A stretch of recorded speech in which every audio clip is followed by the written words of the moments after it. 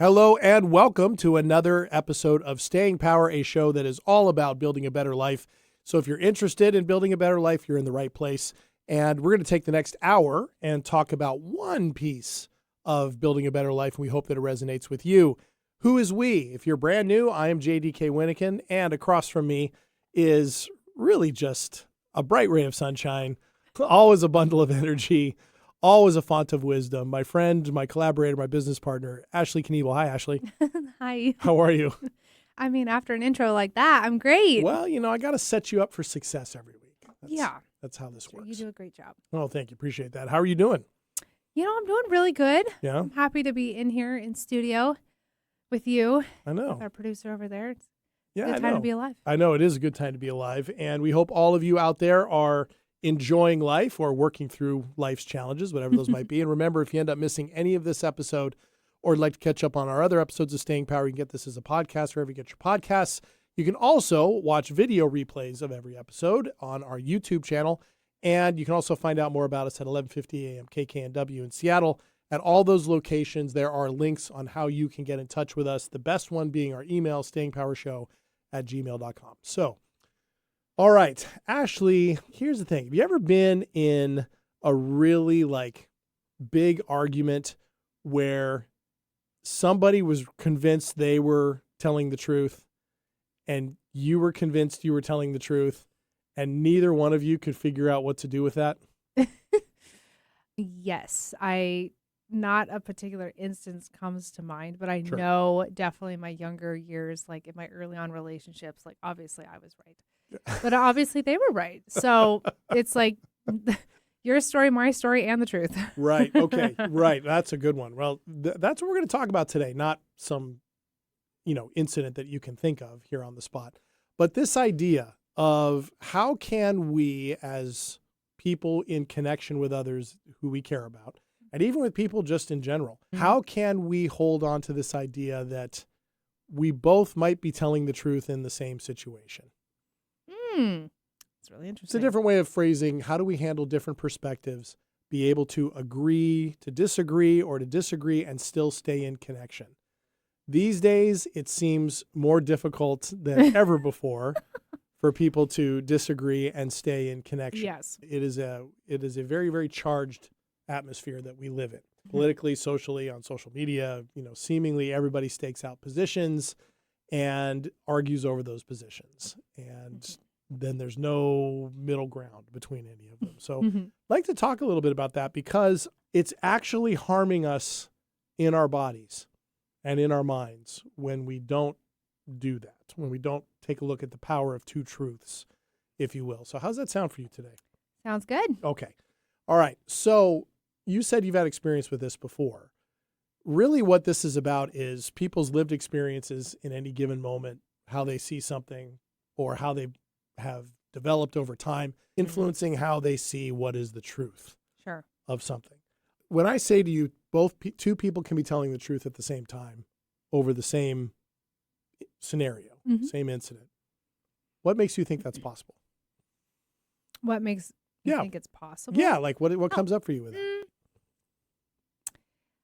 I mean, I don't know if I would say that it is two people telling their personal truth. I think it comes down to how much value that you assign to something. Because obviously people have different values. People have different interests. Somebody might be really interested in something and somebody else isn't. And to them, that's like that thing will turn their world upside down. And the person next to them is like, okay, and life goes on. Well, and this might be where we should introduce where the topic came from. Okay. A few weeks ago, we talked about this on a recent episode. My baseball team, I'm a big sports fan, everybody. Ashley, I think it's safe to say you are not. No, that's his Quidditch. Quidditch and MMA. You like MMA stuff. I do. You do. All right. So I'm a big team sports fan. Ashley couldn't care less about some of these things. Well, I think it wasn't just me, Ashley. I think you have people in your life who are also big sports fans. I do. And let's just say the Mariners had a rough crash out of the playoffs. And it was really rough. It was brutal. And I remember texting you. You're asking me how I was doing. I was like, oh, This one's going to take a little while to get over. And Ashley, you texted back, I'm just not going to say anything right now. Yep, I remember that. Because, right. And so here's the two truths, just as the example. Mm-hmm. Truth is, I was wrecked by that. It was a short period of time, but it was tough, right? As a sports fan, you're invested. It was tough. That was true. It was really tough. You also were kind of pointing out, in the big scheme of things, it doesn't matter compared to a lot of other bigger things, which I also know. So that is also true. Mm-hmm. So it really doesn't mean that much. And really what it is what you just said, the meaning I assigned it. It's also the meaning you assign it. Exactly. Right? Yes. So the truth of our experience is the fact might be the Mariners crashed out of the playoffs in a pretty dramatic fashion. Mm-hmm. What that means for each of us, though, we assigned it. Yes. So how then do we accept that? Now it's easy to accept. I'm a sports fan. You are not. Mm-hmm. That's the big difference. But when it comes to like interpersonal relationships, it starts to get a little sticky, particularly if one person, for example, is upset about something that another person said or something that happened or something they did or something they didn't do. It doesn't get talked about right away. When it finally gets brought up, whether that's in a really constructive fashion or not, suddenly people tend to be battling over what actually happened Mm-hmm. rather than maybe what's actually at going on. At that point, they're arguing about the argument. They've gotten so far away from the point of the matter and the subject, right, that it very much spirals far beyond where it originally came from. Okay. And that's probably more common for what we're talking about today. That's happened to you. It's happened to me. Yeah. It's the worst feeling when you're in the middle of that and you can kind of tell on some level that you're not really on the point of what needs to be talked about. You can't pull yourself out of it, seemingly. Yes, as I've gotten older and, wiser, obviously. Here we go. You know what? I have some good points. That's why people tune in. That's why. Sir. That is true. I know. But you're not that old. That's the thing. I know. I'm not that old. That's the thing. I'm 34. I'm 52 when you talk about. So if you're older, I'm ancient. You're like Dumbledore. Yeah. Sorry. I'm throwing a lot of Harry Potter references tonight, and so you can enjoy them. That's all right. Go ahead.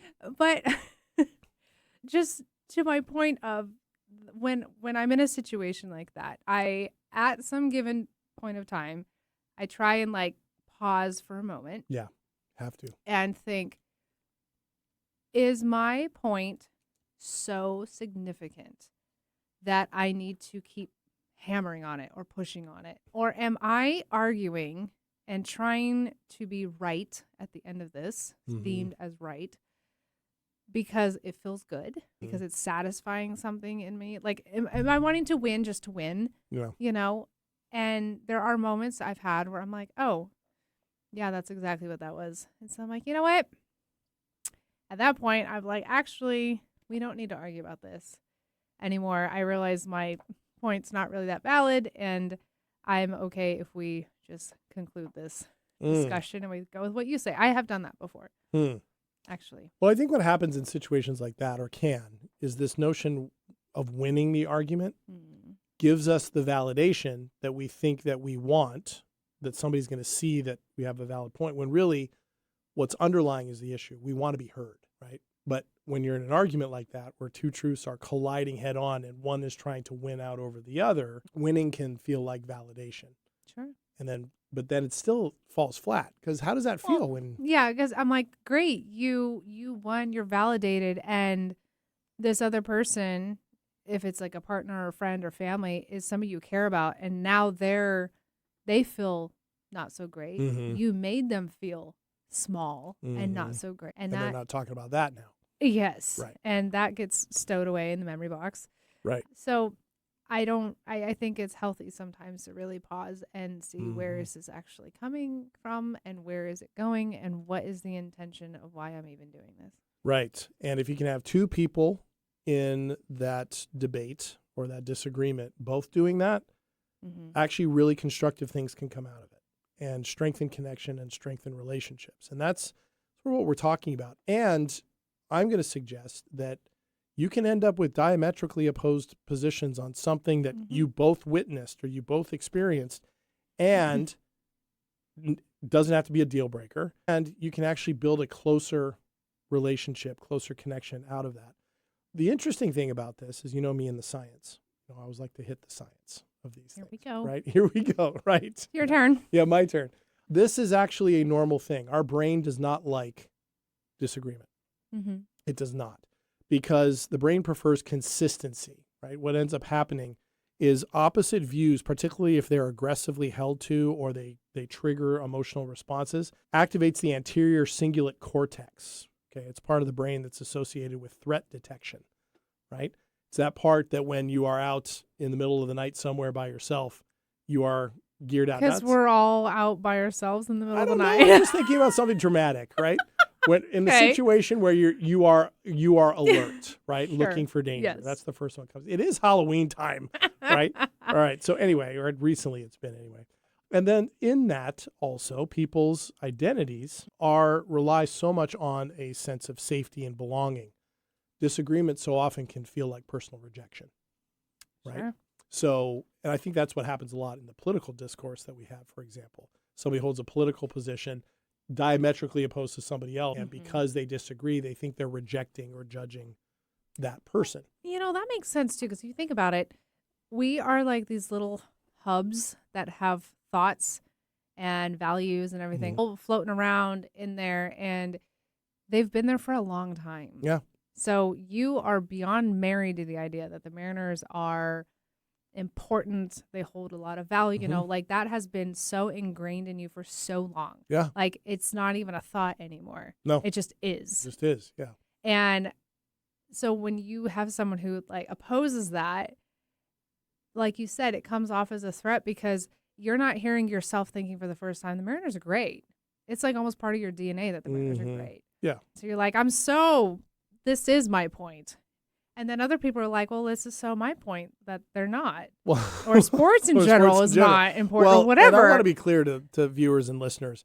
Ashley didn't attack me for being a Mariners fan. No, we should talk about what we did with that.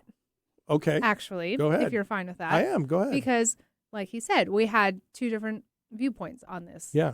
Sports and Mariners are very important to him. I'm like, I'm not bandwagoner, but I was supporting. It got exciting, right? And I know it's impactful for the Seattle area, so it would have been really cool to see them go civic pride and all that. Yeah, totally. Like that was really cool and whatnot, and supporting my friends that were big fans. But then when they lost, and I saw the people around me kind of feel the burden and the weight of that loss, and then I felt yours a little bit more because you were vocal about how you felt about it. Eventually, I was like, okay, what do I do with this? Because I don't have any comforting words to tell him, because there is nothing coming from me in that realm, because I don't care about this. Right. So I'm like, I'm just going to, it's not important. I'm not going to belittle it or anything, because what he's experiencing is real to him. And I'm just going to let him kind of figure it out and work through those emotions. And I'll be here when he's on the other side of that. But I will not hold his hand through that type of idea. Yeah. And that's kind of what we did, is like, I think I got a little quiet and I was like, I'm just going to keep my opinions to myself here. And you said that. You'll be okay. Yes, in actual text, I was like, I'm just not going to say anything to you right now. I'm going to keep my mouth shut. And let's tell the story. It didn't take me long to bounce back. It wasn't like I went into days-long mourning or anything like that. No, it was only like a couple hours. days. Yeah, no, it was a few hours. Was it? A few hours. I'm going to go back and look at our text. Okay. It was only a few hours. I felt it acutely. Okay. Right. Which is a real accomplishment for me, honestly, because that sucked. That was not fun at all. But yeah, no, it was, you wisely handled it. Right. And there was a recognition of that. Yes. And that was actually kind of what we're talking about. A recognition that somebody else's truth is true for them in that moment. Low stakes, right? In the big scheme of things, a difference in opinion over team sports means nothing, right? And I'm aware of that too. But the identity attachment is what you're talking about, is important. And you didn't contribute to a stressful situation, because what can happen is if you inject stress, or stress is already felt, and you engaged in something like that in a different situation, it can create emotional reasoning, which under stress, emotion always trumps logic. Right. Always does. And so feelings of feeling threatened, not listened to, not validated, or attacked will end up trumping the logic of a situation and makes it harder to talk about, right? And in the end, last point I want to make before we take our first break is so often what we're talking about when we talk about our truths, and I can kind of get tired of hearing that sometimes, that term, speaking my truth, here's my truth. I get what people mean.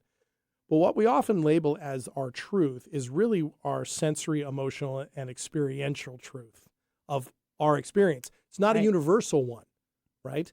In the big scheme of things, philosophers would say, yes, in a given situation, there is a universal truth of something either did happen or something didn't happen. But people experience those things differently, and you're not always going to know what the absolute truth of something is. And history is full of examples, and our lives are full of examples of people experiencing the same things really differently, right? Which is why, like, when there's car accidents, police interview tons of people and they get different stories of what happened. It happens all the time. So what we're going to be talking about more is how do we navigate this space in light of the fact that at least initially, our brains and our bodies can work against us when we're in that kind of conflict, right? So how's that sound to you?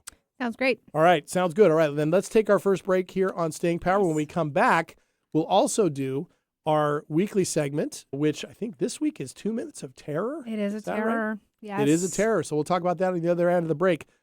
Stick around here on Staying Power. See you in a minute. All right.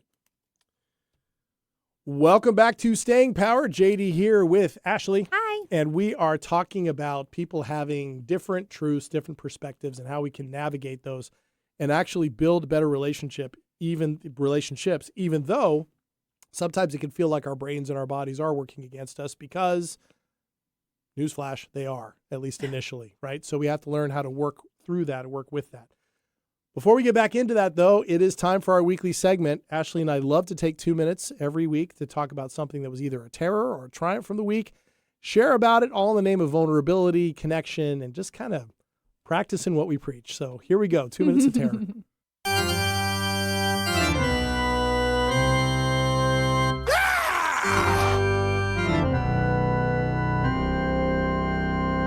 I know, I didn't do anything for the screen. I always like to do something. Yeah. All right. Ashley, what do you got? All right. So, it is spooky Halloween season. It has been for a bit. And I did many, many great, awesome things in the month of October. You love Halloween. I know. I love embracing it. Yeah, so I know. fun. You do. It's pretty fun. Thank you. Yeah. I'm really enjoying this experience. So I decided on a given day that going to the Georgetown morgue was going to be a good idea. Explain what the Georgetown morgue is. Well, it is a morgue in the Seattle area. However, there is, in around Halloween time, it becomes like an event. It's like a scary house that you walk through. It's a lot of jump scare stuff. So I decided to wrangle up some people and we're all going. And it's like one half of me decided, yes, we're doing this without checking in with the other half of me and be like, are you okay with this? Because I'm in line and we're about to go in and I get all like the jitters, like, this is actually happening. And then it dawns on me like, oh yeah, you're actually going to be scared for like 20 solid minutes walking through this. Hope you're okay because it's your turn to go. You didn't think about that beforehand. Nope, huh? It's I didn't. Going on a scary roller coaster. You haven't quite thought kind through. of like that. Yeah. And then all of a sudden you're strapped in. You're like, what did I just do? Yes. So it was good. I had my hood up for most of it, so I honestly didn't see half of it. The stuff I did see, it was awesome. Honestly, would highly recommend. But there was one part, and I actually froze. Whoa. Like I actually It hit your central nervous system? Yes, absolutely paused. And I was like, I am not walking past. Nope. We're not doing this. Eventually I had to because I had to, Because you had to go through. I had to go through it. But and you made it. I made it. It was wow. very scary. Yeah. Wow.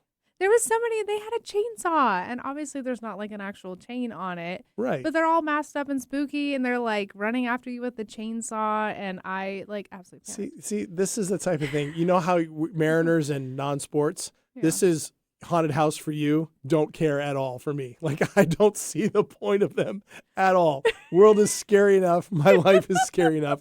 My brain is like a bag of cats. Why would I want to scare myself to death? That's a valid point. I thought about that halfway through it. I'm like, why did I do this? I know. That's so funny. All right. So you made it. That was my terror. Yeah, okay. It was actually very terrifying. Yeah, it's literally terrifying. It was a literal terror. My terror has been, I have not so much a terror as an aggravation. I have been, you can probably hear it in my voice, I've been battling an illness for like 3 weeks. I cannot shake it. No matter what I'm doing all the things I normally do. I'm getting rest. I'm eating well. I'm taking medicine. I'm doing all those things, and it's just not going away. Now, I'm not unique in this. There certainly seems to be something going around up here in the Northwest that is kind of keeping people sick for 2 or 3 weeks at a time. But man, I don't like not being at my best health-wise. And I can get into recrimination of like, oh, what did I do to put myself in a situation where, well, it's just life, right? It's just how it is.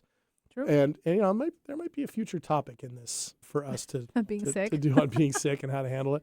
But that's been my because it's just it grinds me down, and it's one of those colds that doesn't feel overwhelming at any point. It just feels consistent, just grinding.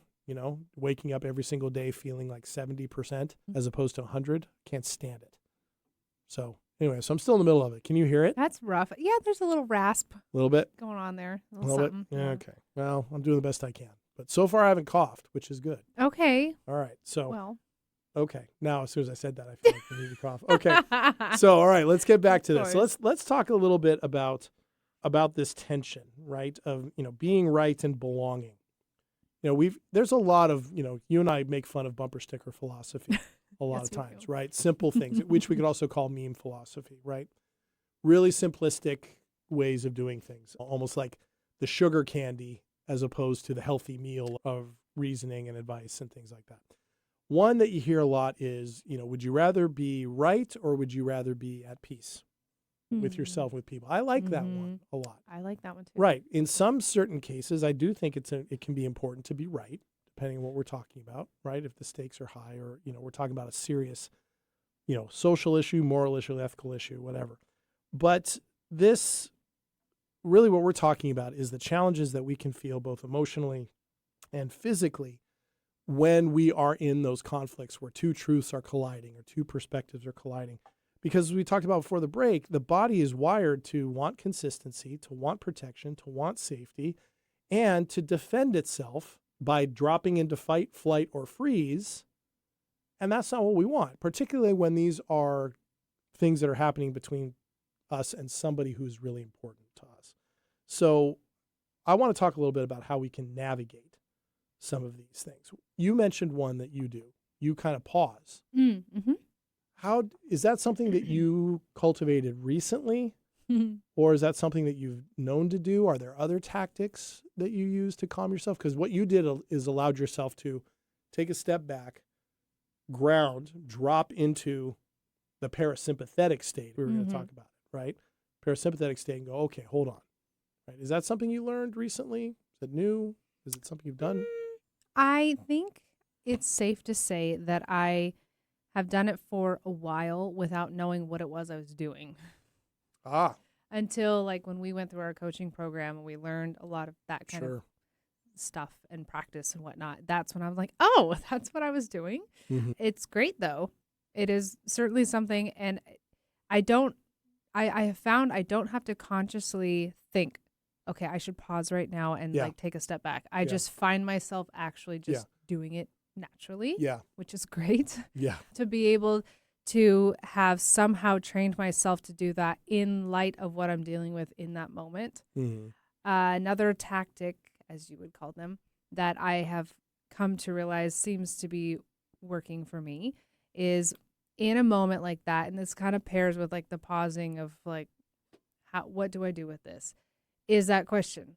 What do I do with this? Because if I start to see like this is going to go nowhere beneficial or it's going to hit a dead end, if that instance is not going to change or they're not going to change or their opinion's not going to change, what is the one factor that I can change and influence? And it is myself. So then I am like, okay, maybe I just remove myself from the situation. Or I'm like, I actually am going to remove the value that I'm placing on this and I will figure out a different way to handle it. Or, I won't involve this person anymore. They're very strong on their views this way. Great. I'll find somebody else. Or I will find a different workaround. Gotcha. Yes. Gotcha. And it's worked depending on the situation. Of course. But Of course. there are times because it can get so exhausting when you're like, I'm working so hard to get my point across for them to see my side. There comes a point where you're like, that may not happen. And then what? Right. Right. You go to sleep angry. You Right. never come to a conclusion. And maybe that is the case. Could be. It will, you might always have a different perpendicular view or an opinion on something compared to the person across the table from you or whatnot. And it's not always bad. No, it's just you not. got to figure out how to live with it. Right. And I wonder for you, do you ever feel in situations like that you gave up something of yourself to do that? Like you, quote unquote, gave in before the other person did? Or do you end up framing it differently than that? I used to. Used to. It used to be like a little bit of an ego hit, right? Because that could develop resentment, right? Yes, if that happens too often. Yes. At one point I did. And then after a bit of time, I'm like, but did I really? Again, it kind of depends on the topic, but of course. There's not many things I think that I have ever been in such opposition with somebody else that it was life altering, where I'm like, Ashley, it's not be the bigger person. To me, I'm like, let's just be the better person. Let's just be smarter about this. And that then becomes not between me and the other person. It's between me and me. Oh, I see. I think that's good as long as you can turn it into, I'm going to do this for me and this person's an idiot, right? that would be a fine line. So if you can navigate that, that's pretty good. Because I think there's a part of me that's like, okay, I'm going to step back from this. They're still freaking wrong though, and I can hold that grudge, or I try not to. But that's a good one. Because what I like about what you're doing there is you actually engage in the important shift. Because in that threat detection mode, the amygdala part of the brain, the emotional response, sympathetic response is active. What the goal is to shift back to the prefrontal cortex in the brain, which is where empathy and regulation are established, right? And for me, what I have learned is, and I learned this, and I'll tell the story a little later if we have time. I learned in a really specific conversation one time where I realized, holy cow, I disagree with this person. We're debating over the reality of something that had happened, right? Okay, I don't agree with this, but this clearly is really important to this person who's important to me. Isn't that important? Is that important enough for me to take seriously because it's them? Okay, I may not understand it. I may not agree with it, but it's theirs and I care about them. So can I use that knowledge and that belief and that love for them to kind of give myself a little bit of breathing room to shift from that amygdala stance to That's a really valid point. Yeah, it happened in a real specific instance. And I pretty much just told the story. I went, holy cow, this is a person who's so important to me. Why am I battling this? Maybe I would learn more if they knew I was taking them seriously on what they were saying. And what came out of my mouth was, okay, we clearly don't see the same on this, but I can really tell your position matters to you. I would like to try to understand it as best I can. And the whole conversation shifted. And I don't know where it came from. That's a huge gift. It was. It was. And she actually thanked me later on. She said, thank you for saying that, because it shifted both of us. And it's become a foundational thing for me, right? Because with the people particularly the people we care about, shouldn't we care about their position, even if we don't think we agree with it or we don't understand it? I can accept something from somebody without A, understanding it, and B, having to agree with it. And we tend to think that accepting things means you're either agreeing with it tacitly or actively, or you are understanding it somehow. No. I can accept something from somebody who's close to me, even if I don't get it, right? I think that matters. That's a really good example. Oh, thank you. Thank you. I think that's kind of what we're talking about. There's so many things about what this does in the brain we could go into, and I don't want to bore everybody with it. But another thing that's really good too, and I don't know if we learned this in coaching, right? Coaching training.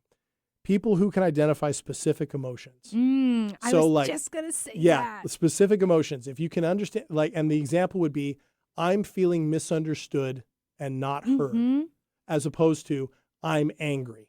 There's a big difference between those two. I'm angry is kind of a very general emotion, and and personifies the emotion. I am angry. Like, I am JD, I am angry. That makes it really hard for somebody to feel like they can budge. But if you say, I feel misunderstood or not listened to or ignored, the people who do that, it shows, actually are able to handle conflict with less reactivity over time and more curiosity, right? And similar situation with people that I'm close to. If I'm having something, I'll be like, man, I am feeling defensive. And I also know I love you, and you're not wanting me to be defensive, chances are. You're not trying to browbeat me. You're not trying to, win an argument here. You're trying to express something that's important to you. I want to kind of open up the space for that a little bit more. If we can do that, we're going to be better in terms of, because then we're, again, curiosity, that's empathy, all of that's at the front of the brain, prefrontal cortex. It sounds like you kind of engage with that as well, the examples that you're talking about.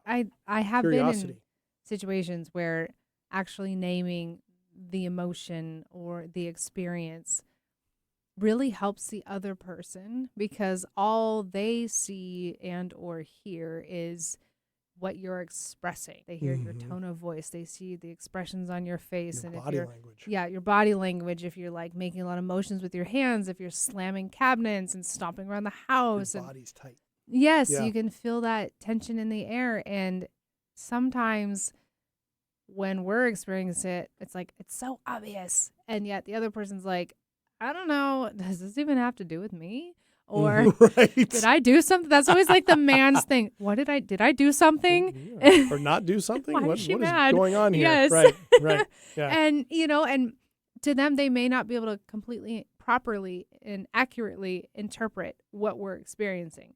So if you can say, like you said, not to say, I am angry, because you're not trying to identify with it, but you can say, I am feeling angry. I feel a lot of anger right now. To say those things, I have done that. Yeah. Where I'm just actively saying, like, I don't feel my best because of this and this reason. And sometimes it's humbling. Sometimes it can feel awkward. If you've never done it before, it feels it feels very vulnerable, and like you're putting something out there and you're like, what are they going to do with it? Can I trust them that they're going to be gentle with what I put out there? Yeah, it's vulnerability. They may not. And you have to hopefully be okay with whatever they do. And of course you are, actually. Well, and it goes back to some things we've talked about before. It's a great time to connect in that reminder that the emotions that we're feeling in a given moment are temporary, right? We've talked about a couple weeks ago, the explosion of emotion we have usually only lasts about 90 seconds. So when we get really mad, it's for about 90 seconds. When we break down in tears, or it's about 90 seconds. The feelings may not go away after that. But the huge outburst, which is usually what we're really worried about or trying to stave off, doesn't last as long as we think, and they pass. So in a conversation, and this has happened with you and I, where we've had these, where we've been able to say, I'm feeling frustrated right now. There's this awareness you and I both bring to the table of, okay, but that's right now. Right. And it won't stay that way. And that's what we're here to talk about. That's what we're here to figure out. We can bring that in. Suddenly, then the conflict doesn't suddenly feel like it's life or death. And it's not going to completely cascade upward in intensity, right? And downward in productivity, right? I think that's a big one. The more curiosity we can have, the better off we're going to be on that. All right. There's more on this, but it's time for us to take another break. So when we come back on Staying Power, we are going to dig in a little bit on this and also give all of you some tips, hopefully you've gotten some ideas of things you can do. But we have a few other things that can help you kind of shift in those types of conversations to make them more productive. We'll be right back. Welcome back to Staying Power. JD here with Ashley. Hi. And we are talking about navigating difficult conversations where different perspectives, different truths, if you will, are kind of at the ready. And how can we effectively not just navigate those, but actually use those as ways to build stronger connection and stronger relationships, which is a key component of building a better life. So where I wanted to go next was, Ashley, remember a few weeks ago we did that values share where we did the values assessment and we shared those. And remember how surprised we were at how many we had in common at the front end? Yeah. At the high end, like the top 8 or something like that. I think we had 6 of the same ones. And then all the other ones were really different. there's an important part of this in this subject. Relationships thrive on shared core values. The relationship you and I have thrives because we have those shared core values, right? And I think we could probably sit down with each one and go, yep, we value that. That's how I see that in this person, and this is what they give to me. Relationships need that. I think what can happen, though, is we end up mistaking that for having to have identical opinions. We can have shared core values, but we don't have to have identical opinions. Now, again, another caveat, depends on the opinions, depends on what we're talking about. Certain things may not work. But I would also harbor a guess that on some of those really charged differences of opinion, that might indicate there's some differences in core values. That's very true. There might indicate. And I think that's something to think about. And particularly in the political realm that we're in now, I think a lot of people are having trouble because they want to say, well, we're just disagreeing over politics. But some of these things can perhaps indicate maybe these people don't share, a family member, a partner, a friend, a coworker, don't share the same core values. What do I do with that, right? And not shared core values makes a relationship very difficult, right, in all of that. There is a point that I'll add in with that when you talk about using politics as an example, and you can apply this to other things too, is people might be diehard in one direction, and at some point they may start to change their mind. You're like, oh, well, actually that side over there, kind of agree with that, or I could see that perspective now. People change their minds all the time. Yes, but I have seen people that they might internally change their mind, but externally and outwardly they don't. Yep. Because they have for so long been over here, and now, heaven forbid, they go over there. Yep. And what will people say, and what will people do, and the Seen as judgments. weakness. Yes, right? and will that side over there accept me because I've been over here for so long? So they're just like, well, I couldn't ever identify with something like that because I've just been against it for so long, so I couldn't possibly be with it now. Yeah. It's an important thing, and I talk about it quite a bit, and some people disagree with me on this, but I do think we have to allow avenues for people to change their mind. And we can approach conversations and debates with people from a position of curiosity, being able to listen, advocating a certain position, and being kind as possible about it, sacrificing the core values of who we are. That just takes a lot more work than the social media barrage empire of quick blasts, get clicks, get views allows for. And unfortunately, that seems to be the battleground. You know. Anyway, okay, so with that, that's something else to think about. But let's talk, Ashley, about some things we can actually do, right? Some things to notice. Do you have like things from your body that tell you when you're in a mode where you have to decide to say, okay, I'm pausing? Do you get tense? Does your body tense up? Anything that you notice? I guess tense might be a good word. I feel like an inner burning or like an inner heat, like in my chest cavity. Chest? Yes. Okay. And I feel my heart rate pick up. And I feel like all this energy all of a sudden is just brewing, and I need to disperse it and let it out somewhere, somehow. Okay. I am a little hothead. So you have that side of you. Spicy. However, a little spicy. But here's the thing. That is a telltale sign. If the body tenses, I tense up. I tense up first, and then I can feel sweat. You're right. Right where my neck and my jawline meet is where I first notice it. Yeah. But it's first tense in the shoulders, and probably my seating position changes. I notice that. Both of those, yours and mine, are examples of the body responding to threat. That's the amygdala response. Right. So it is not coming from truth. And so what we do, that stepping back, recognizing that you have a pause, I take a deep breath, it's the same thing, allows for that shift to happen, right? So our bodies can signal that before our brains even know that that's where we are. So that's the first thing to listen to. Connection and curiosity, that's a funny thing. Connection and curiosity, they're biological states. They're not intellectual positions. They aren't. So you can't access empathy, openness, curiosity if your body's in fight or flight. Right. You just can't. We talked about it last week. You cannot have those two things work together. The body and the brain do not allow it. So, but what it does allow is that practice of learning how to make that shift. Right. Pausing, deep breath, loosening things up, even just recognizing that you're having a somatic response. Can't tell you how many times I've been in situations like that, conversations where I notice that, and all I have to say is, hey, you know what? I'm noticing I'm tensing up. Give me just a minute. Deep breath, pause, right? Mm-hmm. And if you're in with somebody who you know and cares about you, they're going to be okay with that. Right? They should be. They should be. And if they aren't, then there's some other core value things to talk about. All right. So really what we're talking about, Ashley, is I like how you framed this. It's not either or action. It's both and. We're disagreeing and we're in connection. How can we maintain these and still work through this challenge? So how do we shift all those things practically is really where I'd like to go at this point. So what comes up for you with any of that, with the both and statement or wherever you want to go? Just kind of like what we've talked about earlier in this episode already, is that we can see things differently. I see it differently than you do.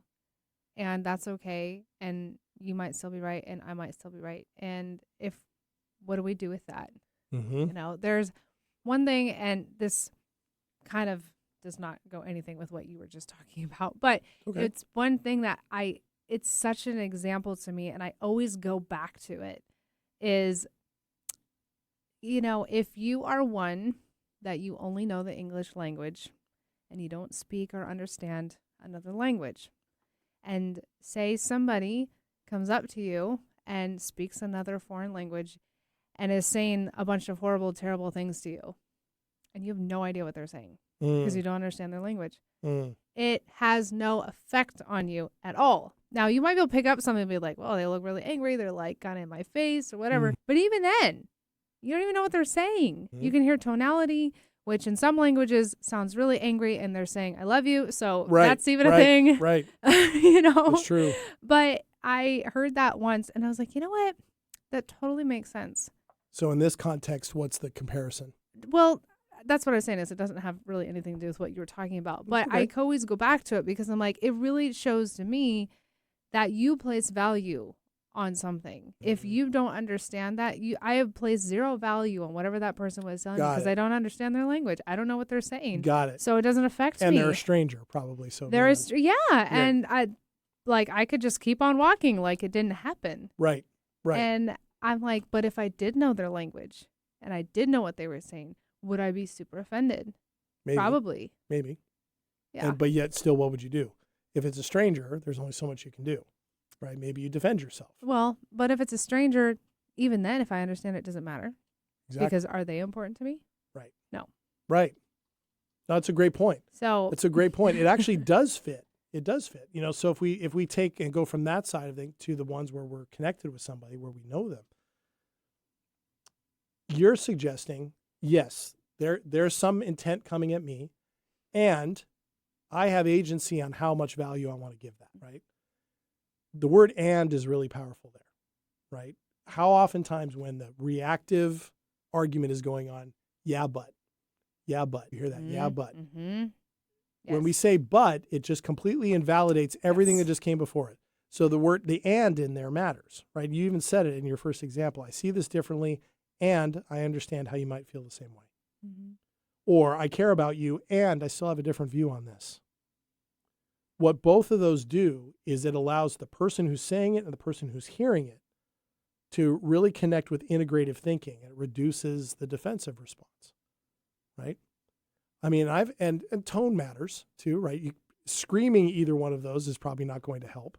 Probably not. But coming from a position of being calmer, I care about you.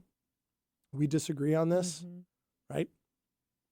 But I know that it matters to you, right? That just allows for more curiosity to open things up, right? Mm-hmm. The other thing that you do, which I think is so cool, when you said pause, you kind of buried the lead a little bit at the front end of the show. Yeah, without knowing it. Is you do something a pause is grounding your body in where you are. In order to pause, you got to get present. Oh, yeah. You got to do that. And it takes one conscious breath. And if we wanted to do this by the book of how, a lot of practitioners are trained to do this, coaches and others, it's taking one dedicated breath, finding your feet, right? Feel them on the floor, wherever they happen to be, and dropping your shoulders. Our shoulders almost automatically come up in defense when we're feeling defensive. So one breath, drop your shoulders, feel your feet. And when you do that, you put your body into that parasympathetic space. And then as soon as you feel that calmness come in, then you can respond. That's what you do. That's interesting.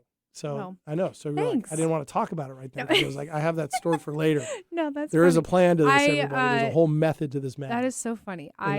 Because in those moments, I don't, like I said, I don't consciously think about like, okay, big deep breath in, take a moment, ground my feet, where are my feet? Nope. I don't think any of that. Like I picture, it's funny. I picture like the me with, I don't know, like your spirit or your whatever you deem you as you inside your body that you live in is when I'm in the moment, right? I'm like, oh, I riled up or whatever, and I'm feeling all the emotions. When I go for that moment of a breather to step away from that, I feel like me goes and crawls into my little logical side of the brain and starts like looking around of like, okay, why are we here? What is important? What are we going to do with this? In the grander scheme of things, does this really matter? Will this matter in a week? Is this going to affect something really important to me over the rest of my life? Do I care about the other person so much that this really is a smaller thing? Like you've mentioned, you care so much about the other person. Do you care that they care about this, whatnot? But I like very much step out of the emotions and hop into the logic. And see, I'm going to frame that a little differently because I don't think you can do that unless you've had a somatic response to it already. Because I think that's the result of what that does. Because you're going inward. You're not being defensive anymore. And you're not going inward in a protective sense, it sounds like. You're going in, you're stepping out and going, okay, hold on. There's what's really happening here. What really needs to matter. You can't do that. That's the curiosity side. So whatever it is that you're doing is a somatic response keep doing first. it. Yeah, keep doing it. That's a somatic response first. Proves my point, right? That's the whole thing. There's other things too. Curiosity questions, an argument. You are so good at those, Ashley. You are. You're so good at those. When particularly, and it just happened the other day, I was sharing something that you asking how I was doing, being sick, and I wasn't doing so well. And you asked me a question. I answered your question. I was like, I'm not doing so good. And you asked a couple of really small, curious questions. One of them was, more or less, how many of those are facts and how many of those are stories? And I went, oh. You're like, well, because you did say these are facts. Yeah. What are the other ones? And I went, oh, okay.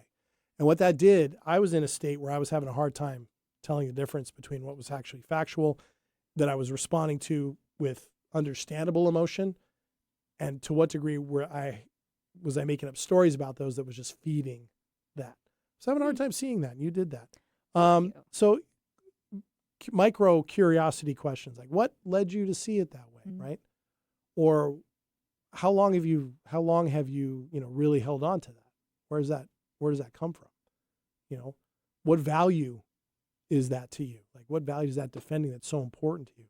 Or can you tell me more about why this means so much to you? Those things, what that does is triggers those prefrontal empathy circuits, not just for the person asking it, but the person hearing it. And suddenly that can do it. Remember we talked some episodes ago about all it takes is one person in a conflict to really open up themselves, open up the space, and somebody else will calm down as a result, most likely. Yes. Yeah. Same thing. Because the mind and the bodies together in connection seek equilibrium. So if one gets ratcheted up, another one might ratchet up with it. And if it ratchets down, it wants to, subconsciously ratchet down. You're really good at that, right? You are. Thank you. Yeah, you are really good at that. Another one too. Have you ever heard of the 80-20 rule? I have, in regards to eating snacks and sweets. Okay, there's something called the 80-20 connection rule that is similar. Oh, I don't know that similar one. to that. Yeah, yeah. And essentially, it's this: in any given situation or relationship or anything you're evaluating, if you can focus on nurturing the 80% of your shared humanity and shared positions and beliefs with somebody, and not worry as much about the other 20%, Mm-hmm. you are actually going to craft better arguments, better discussions, better relationship. Really? Recognizing that you're probably going to have about 20% at least of some major disagreements on various things. Something as simple as sports, non-sports, movies, non-movies, types of music, right? Who's a good author and who's not, right? Are the Harry Potter movies and books any good, right? There's some of those things. Don't get defensive. Okay? Those kinds of things. Yeah. And for you, I'm wondering, we're running out of time, aren't we? Mm-hmm. Oh man. So we're gonna have to cut this short. We're gonna have to come back to Oh this. my goodness. I know. You're going to be okay? I'm gonna be okay. That doesn't happen. You need to to give us your very voice a often. rest. I do. But there's a lot to this actually. And you know what I might actually do? There was a couple more points that I wanted to get to. I might, right after you guys have a listen to this, I might post a few There you go. You can extra post them thoughts on online so social people media, can so find us people on the can follow. medias. Yeah, exactly. On Good. the medias. So On we'll the just do that. medias. Ashley, thank you for bringing all this in today. Thanks for all your compliments, JD. But No. really, thanks. This was a really great topic. Yeah, really really important liked one it. Very too. good. Really important one too. So thanks so much for that. Mhm. Thank you so much to all of you for tuning in for this episode, whether you're watching on our YouTube channel or listening at 1150 AM KKNW or on your favorite podcast platform. Thank you so much for doing it. Remember, at all those locations, you can reach out to us. Let us know what you think of the show. Ask any questions. Give us some ideas for topics. We'd love to hear from you and engage with you. And of course, look for us on social media as well. We'll be back next week with another discussion on how to build a better life. And of course, as always, I'm JD. And I'm Ashley. We'll see you next time. Bye. Bye.